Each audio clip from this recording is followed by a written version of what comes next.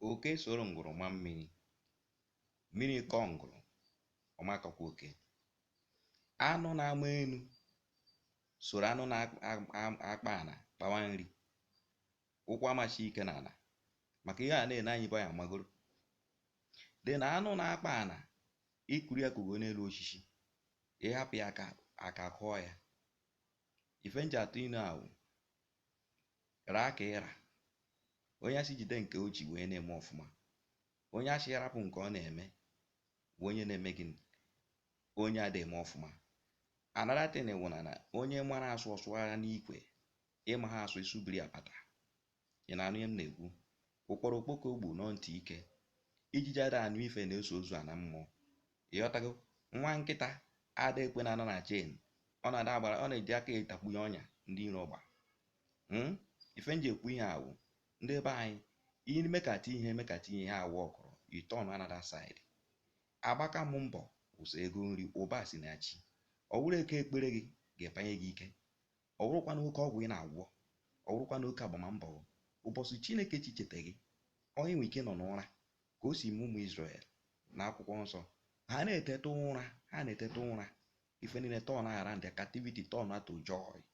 Ọ ka Chineke si eme. So ife ya na-ebelieve that you are blessed.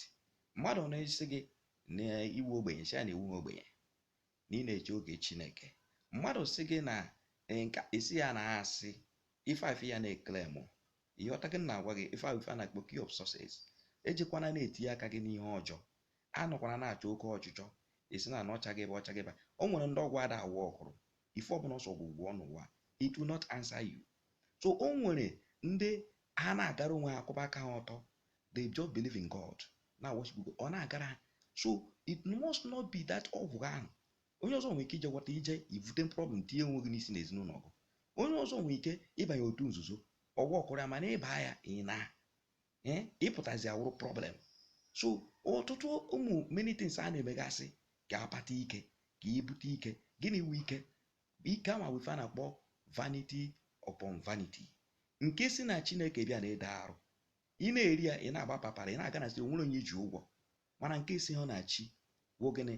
Unu ma na ọkụkọ agwọtara n'ọgwụ na-eso ọgwụ ana. Unu na-enene anya, ịnwụrụ ọkụkọ ga ebe dibịa, a ga-eji ya gbunye ọgwụ. Ya bụ ọkụkọ agwọtara n'ọgwụ na-eso ọgwụ ana. Ego ọbụla si aka ụzọ ọjọọ bata, ife ọbụla ọsọgwu mee, ọ ga-esikwa ụzọ aha ana. Ndị be anyị, ka anyị were na ichekwude tie na Chineke, ka anyị gharazi na-achọ oke ọchịchọ, ka anyị tụkwasị obi anyị na Chineke, anyị nwee faith.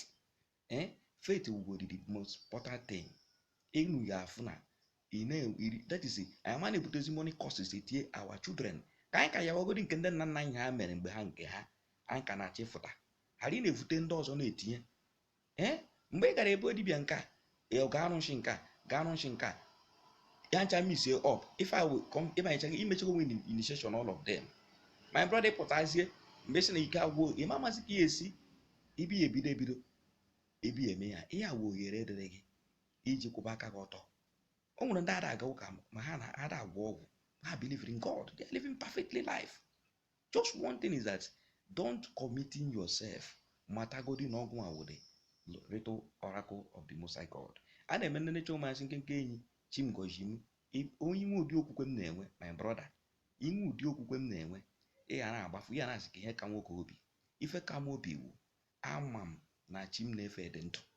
Echekichago m ihe o mere m, cheke nke ọ ka na-eme. M na-etu ya ọgbara igbo yagharị, nke enyi na-achụ igbo enyi ọsọ. Ife m na na-etu ya, ọ ya ka m ji zawa afọ ahụ. Ndị be anyị hapụkene na oke ọchịchọ, ghara ibidokwa ya adịsie.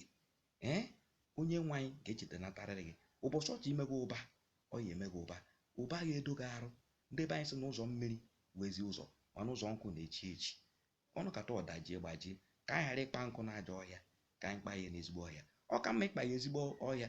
Ndị mmadụ na-asịzi gị esi kpara n'aja ọhịa, Chineke na-ekpe ikpe ka ị nwee peace and love. Ka emesịa, ndị be anyị, love you in Jesus mighty name, amen. Aha mbụ Chief nke enyi na chi igwe onye ọsọ.